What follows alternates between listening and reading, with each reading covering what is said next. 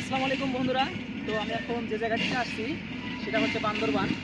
তো এটা হচ্ছে চট্টগ্রাম থেকে আরও অনেক ভিতরে বান্দরবান জেলা।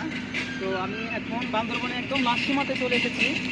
এখানে হচ্ছে আপনার ভারত, মায়ানমার এবং হচ্ছে বাংলাদেশের ত্রিসীমানা পিলার দ্বারা আবদ্ধ করা হয়েছে। সেটা আমি আমাদের যে গাড়িটা কাজ করছে এখান থেকে অল্প একটু দূরে গেলে আপনারা এটা দেখতে পারবেন। তো বন্ধুরা, আল্লাহ তাআলা মনে হয় যত সৌন্দর্য আছে, প্রাকৃতিক সৌন্দর্য আছে, আল্লাহ তাআলা মনে হয় এই পাহাড়েই দিয়ে রেখেছেন। তো আপনারা দেখতেই পাচ্ছেন এখন আমার ঘড়িতে সময় 4টা। এই 4টার সময় আমি তোমাদেরকে এই পাহাড়ের প্রাকৃতিক সৌন্দর্যটা দেখাচ্ছি। দেখতে পাচ্ছি কত সুন্দর, এই পাহাড়গুলো কত সুন্দর লাগছে। তো আমি এখন যেখানে দাঁড়ায় আছি এটা থেকে আর আমার 1 কিলোমিটার দূরে গেলে পারে আমাদের বাংলাদেশের সীমানাটা শেষ। সীমানাটা শেষ হলে পারে এটা হচ্ছে আমাদের বাংলাদেশ সীমানার শেষ পাহাড়।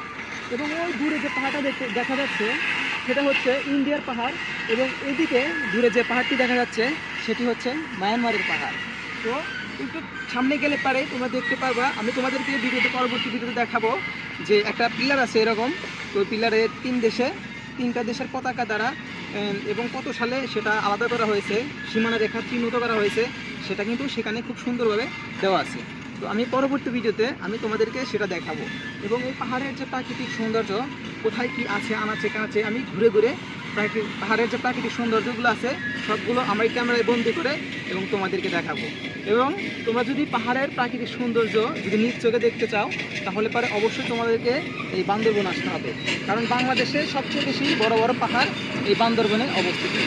বাংলাদেশের সবচেয়ে বড় পাহাড় তাজিংডং এবং কেওক্রাডাং যে পাহাড়গুলো আছে সেটা কিন্তু আমি যেখানে আছি তার আশেপাশেই অবস্থান করছে। আমি কিন্তু এর আগের একটা ভিডিওতে তোমাদেরকে কেওক্রাডাং পাহাড়টা দেখিয়েছি ঘুরে ঘুরে। তো আমি তোমাদেরকে পরবর্তী ভিডিওতেও আশা করি এই পাহাড়ে ঘুরবো এবং ঘুরে ঘুরে পাহাড়ের প্রাকৃতিক সৌন্দর্য দেখাবো, এবং পাহাড়ের যে বড় বড় যে পাহাড়গুলো যে আছে বাংলাদেশে সেটাও আমি তোমাদেরকে দেখাবো। তো আমার সাথে থাকতে হলে আমাকে ফলো দিয়ে একটা শেয়ার দিয়ে এবং লাইক দিয়ে আমার সাথে থাকো। আল্লাহ হাফেজ।